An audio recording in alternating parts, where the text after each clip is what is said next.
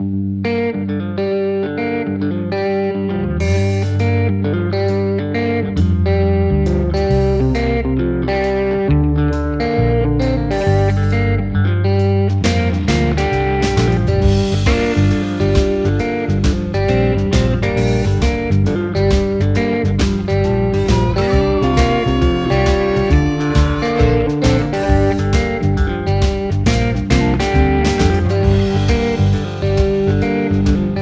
you ever second guessed yourself? I thought I would be able to weld the reinforcement for the splitting wedge. I thought it would be good enough to handle the forces. After I read a comment by Jim AF Carbon 4433, I started second guessing myself. And I think I'm gonna go ahead and plug weld the spine.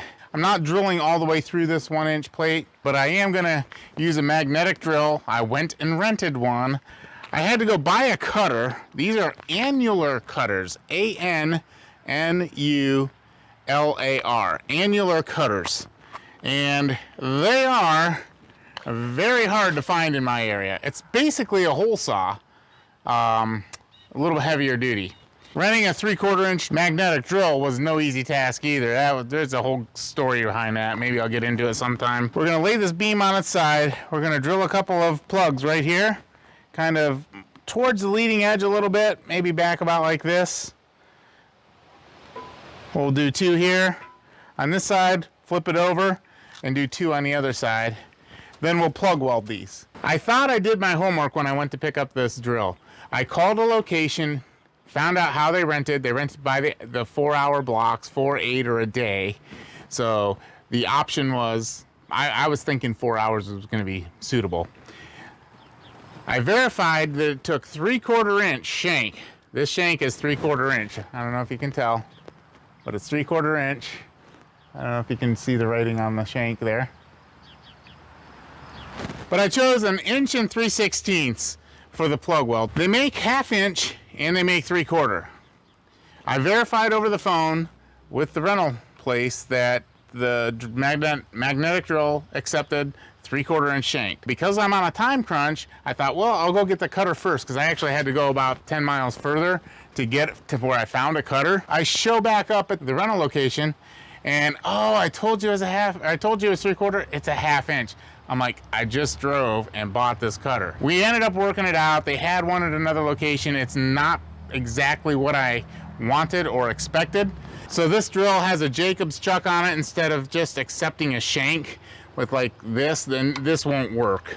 Don't ask me. We took it apart and it won't fit right up in there. I could make a collar where it would fit. If this chuck slips too much, that might be the option. But let's get back to the cutter.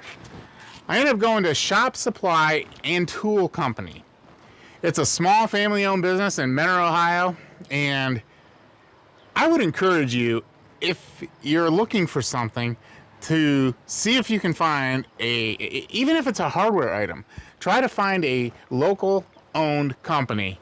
The C-clamp that I was talking about in a previous video, I had a hard time finding that. I showed up at Shop Supply and Tool Company and they had a wall of Wilton C-clamps. Now, yeah, they're probably a little more expensive. They have some quality imports. Yes, they do carry some of the cheaper stuff, but they have a great mix. And I think if you visit and if you're looking for something, give the small little local owned shops a chance if you can. So let's get into this. We're gonna chuck this thing up. I don't know if this chuck is gonna hold this, because I'm sure this chuck has been abused. We'll see if it works. We're gonna use cutting oil on it. We're gonna go ahead and cut our first plug and see how it works. I'm not exactly sure if this thing is going to be able to get, I think it'll work. I think it's gonna work just fine. None of this is critical. I'm just gonna eyeball it, make sure I have enough edge distance, and I'm gonna probably mark the beam here just a little bit so I have a reference point. Then I'm gonna make sure I'm back far enough. I've never used a magnetic drill before, so this is a learning experience for me. I'm gonna go ahead and plug it in and see how strong this magnet is.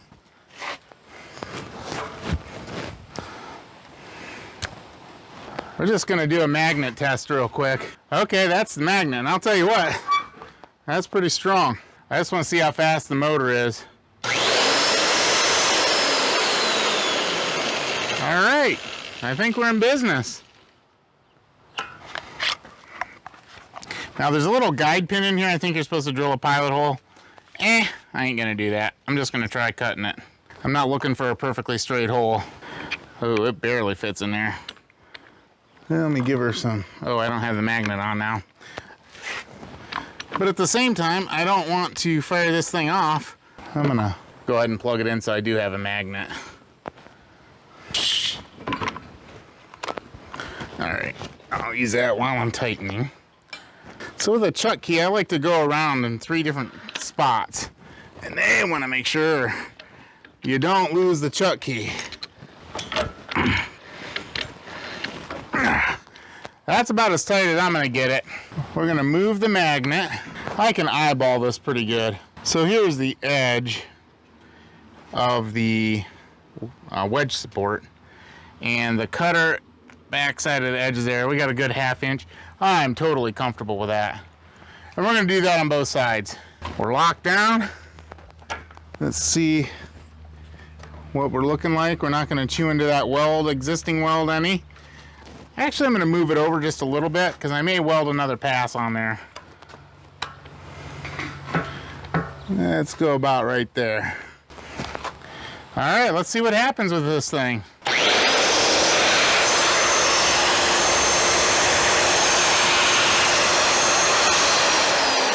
I can already see one potential problem. There is a lot of run out in that chuck. I'm gonna try it and see. It's not looking too promising.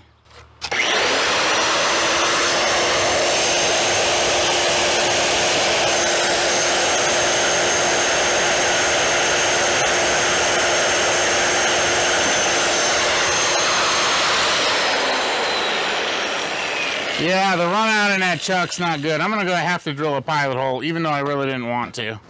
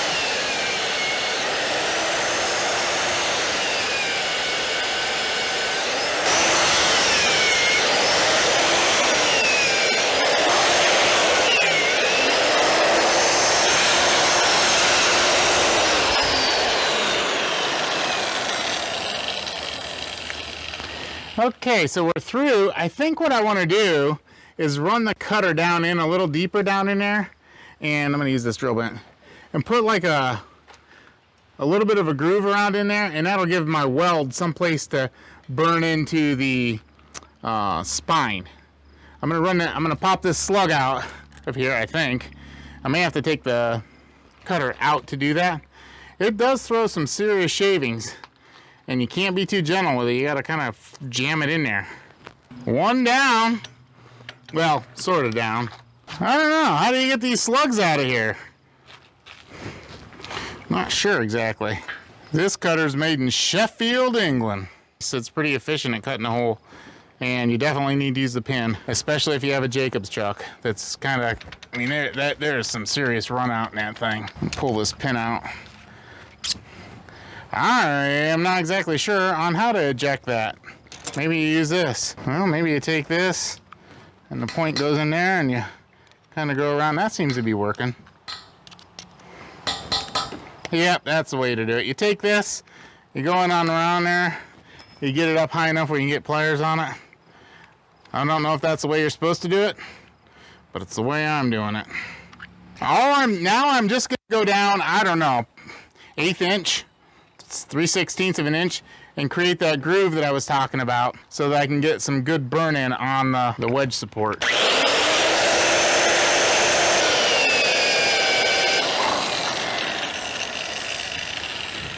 That throws out some nasty chips. That is for sure. Yeah, that's kind of what I'm looking at right there. We're down about 1/8 of an inch right there in that groove. That'll give me some good burn in there. Kind of what I'm looking for. Cool, I think this is gonna work. First of all, I'm gonna run a square to the back side of that mark and then bring that cutter down. I'm gonna have to take these handles out. They're hitting the side rail. Oh yeah, we got clearance on. It's not gonna be the most comfortable way to drill, but it is a way to drill. I guess you get what you pay for when you rent. This is easier than taking it in and putting it on the Bridgeport, which was my other option. But after this morning's goat rodeo to get this thing, it might have been a better option. The good thing is I am drilling all the way through, and I won't have to drill the pilot on the backside once I flip the beam back over. This thing's coming off. I ain't messing with that anymore. That is a royal pain in the butt. I guess you could do it the easy way. Kids, they know everything. Dang it. Don't you hate when that happens?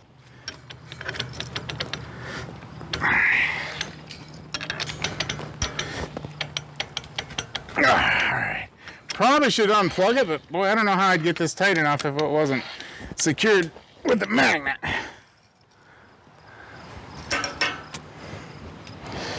Yeah, a little bit of juice there. Here we go.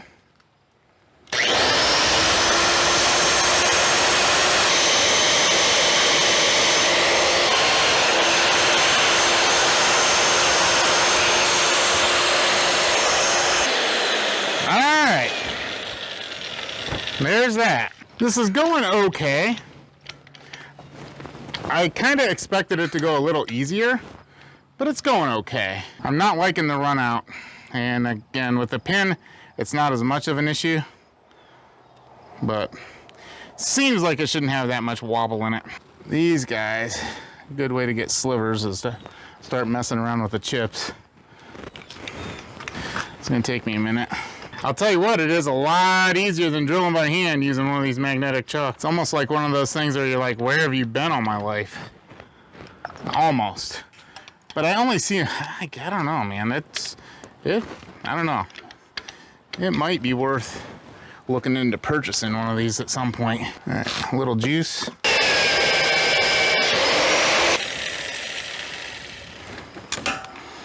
Nah, don't feel like getting my fingers sliced up. Yeah, a little more go juice in there.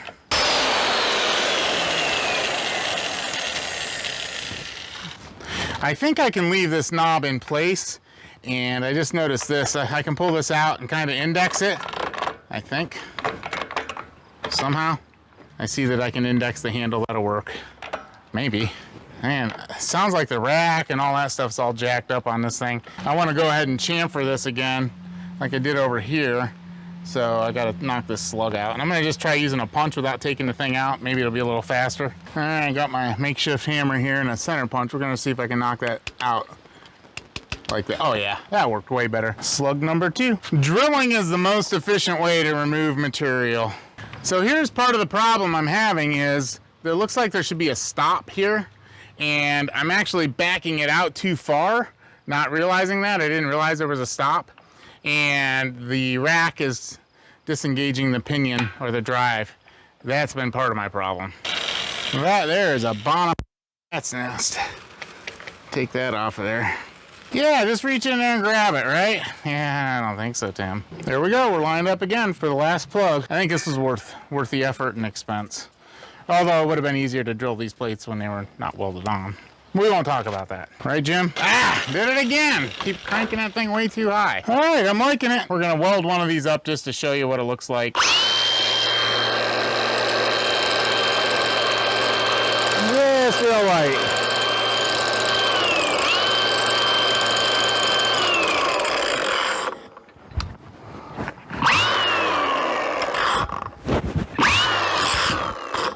That's good.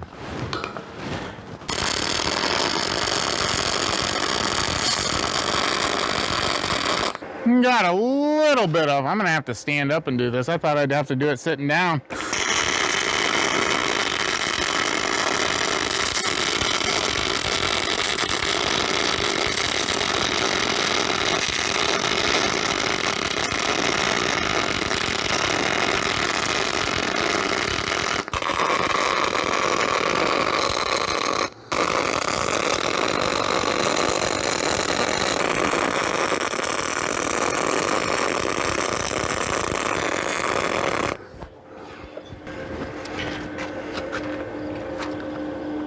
There's one.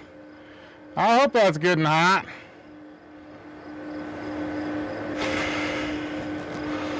Weld number 2. 1, 2, 3 down. Weld number 3. And I am not grinding any of these. They're going to be hidden eventually. So they're just going to stay the way they are. I don't even think I'm going to chip the slag off of them.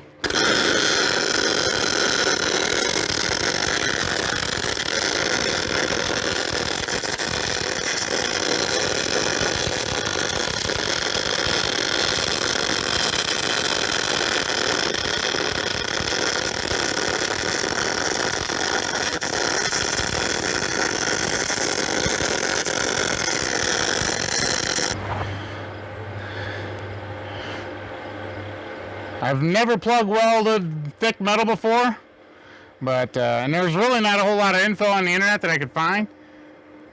I guess if the wedge comes off and the support separates, we'll know that it wasn't a good idea. All right, there you have it. The next thing we're going to work on is we're going to machine the wedge and get it set up for welding. And that's probably going to be a little bit of a lengthy process, but thanks for watching.